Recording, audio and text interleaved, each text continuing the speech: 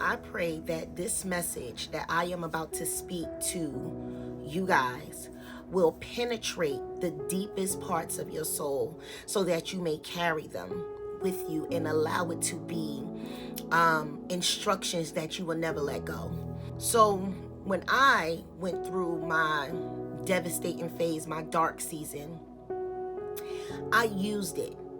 And I didn't know that God was also using it. I didn't know pain could hurt so good. And before I keep going, let me explain what I mean by that. It was my pain that pushed me into this walk with God. And it was good for me. Though it hurted, it was good. And I don't wish it on nobody. I don't wish to go through it again. I'm not saying, oh, everybody need to go through this. I'm not saying that. But it's a lot of us that is harboring hurt. It's a lot of us that's harboring unforgiveness. It's a lot of us that's harboring heartbreak. It's a lot of us that's harboring the things that we allowed people to do in our lives. Now, the best thing I've done on this journey was to release and to forgive. And I kind of believe once you learn how to let go of what caused you the hurt, once you allow yourself to learn how to use that to birth the best version of yourself, I think you'll be okay. I think you will be okay. I think you will be on the right path to recovery. Because see, God is in the business to restore. And that's what he wants to do. So what he is doing right now is calling you to release. God is speaking, release, let go.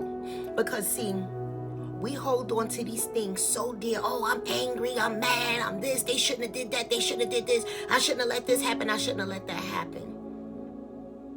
But it would be good for you that all those things happen if you knew how to work it. And the first step is forgiveness. The second step is surrender. Surrender it all. Don't try to keep nothing. Surrender it all. Don't have one foot in, one foot out, because God cannot do that. He does not play hopscotch. In and out, in and out. He does not. He wants all of you. And the only way you can heal is when you surrender it at the Lord's feet and allow him to do what he gonna do. See, I didn't know that God would use my pain to bring me glory. I didn't even know that I knew how to work that thing. I didn't. I was lost. But it was something about me continuously showing up. It was something about me continuously seeking God, asking him. We don't even realize that the thing that caused the hurt, the thing that caused the pain has moved on, has passed. And here it is, you 7, 8 years down the line, still angry at what happened. You have to ask yourself, why am I still here? Why am I still here in this feeling? Why am I still here in this place? You go and bump into them in the street. Hey, how you doing? They looking good. They done moved on with their life. They done got married. They done had children. You still up here seeing a therapist. Ain't nothing wrong with a therapist. Ain't nothing wrong with a therapist. But you still shouldn't be laying on nobody's couch 7, 8 years still talking about the pain that caused you to be depressed, the pain that caused you to have anxiety, the pain that caused you to be suicidal. You have to surrender it, because God is the best therapist there is. You don't need no prescription. You don't need no appointment. All you have to do is show up. You can call on him in the midnight hour and he is there. Trust me. I done walked the floor several nights asking God, Lord, please help me to release. Please help me to forgive. I am hurt. I am angry. And God said, I want to use that hurt. I want to use that anger. Now, don't get me wrong. I used to go to God to say, Lord, please help me get out of this. Please help me get out of this. But then as I kept going, I realized that I should not be asking God to help me get out of it. But I need you, Lord, to help me get through it. Because whatever you have for me is in this that you got me going through it, because I don't see no way out, but some way, somehow, you still keeping me. So I started to learn to not ask him to get me out of it, but to help me get through it. So that means he's in that with me. He's in that fire with you. He's in that furnace with you. Just like Shadrach, Meshach, and Abednego. One of my favorite stories in the book. Because that's how I felt. As he had me in the furnace, I'm still in the furnace, being refined. It ain't as hot as it used to be, but it's hot. But he's in here with me, walking this thing out, working this thing out, getting me through it. So you have to welcome God into the situation. And he's going to do what he's going to do. But you have to continuously show up.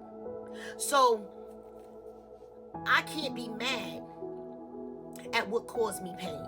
But I can tell you one thing. Because of the life I have right now, I'm actually glad that it happened. I'm not saying yes, do it again. I'm not saying that. But if it had not been for that, I wouldn't be making these videos. I'll be looking at them.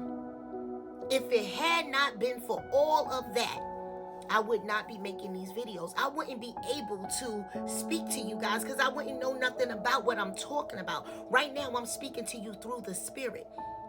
And if I never surrendered my life, I would have never been introduced to this Holy Spirit that envelops within me to speak these truths. Sometimes we have to not be upset at what caused it. But we have to embrace it and be thankful that it happened because God is using every bit of your life. Every time the clock tick-tock, those tick-tocks is being counted for. So thank God for going through it with you. But don't hate the people that did it to you. Thank them. But I need you to go through it. I need you to feel this because I don't want you to ever be blind again. So I want you to feel that you are worthless. I want you to feel that you are useless. I want you to feel that you can't make it without me. I want you to feel all these things because it's in that you're going to keep calling on my name. And every time you call on me, I'm going to show up. And then what I'm going to do, I'm going to heal you. And I'm going to use your pain to bring you glory. I'm going to use that for you to go out there and heal the next person, to tell them your story, to give your testimony. I want you to show up. But I need you to learn from the pain. I can't just take you out of it. Because we will sit in that and not learn nothing. But once you go into God, once you go into those chambers and bring God into that situation, you done opened up the door to restoration. You done opened up the door to healing. You done opened up the door to peace. You done opened up the door to a whole new world. I am where I am right now, mentally, spiritually, and emotionally, because of what God did in my life, how he used my pain. He birthed something in me that I didn't even know I was pregnant with. I did not know I had this fight in me. I did not know I had this woman in me. For so many years, I walked around being this little girl, holding on to pain and pointing the finger. But God said, I'm about to do something in your life.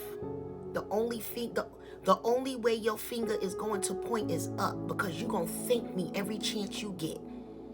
Every chance. I see the change in my life. I recognize my worth. I recognize that I forgave. I recognize that I'm saved. I recognize that I surrendered it all.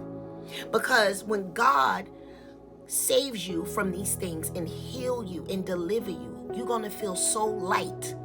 But not only that, God will do some things in your life that make you feel like you are a superhero. Y'all going to hear that in a lot of these videos I'm about to be posting, because God gives you this confidence that when you see red, you're going to call it out. I can't mess with you. No. I can't. No. When you see that hazard sign, oh no, that's no good. That's expired. When you see certain things that is wrong, you're going to call it out. You ain't got to tell nobody what it is. You just step back, because you know God done blessed you with something that a lot of people cannot see. And that's discernment. I love it. It is like the best gift ever. You can go and discern between good and evil, right and wrong, on a person in a place or on a thing. It's a gift given to us by God. And if you don't have it, pray for it. And if you got it in this week, ask him to amplify it. Ask him to activate it. But you need to be pregnant with the gifts of the Spirit.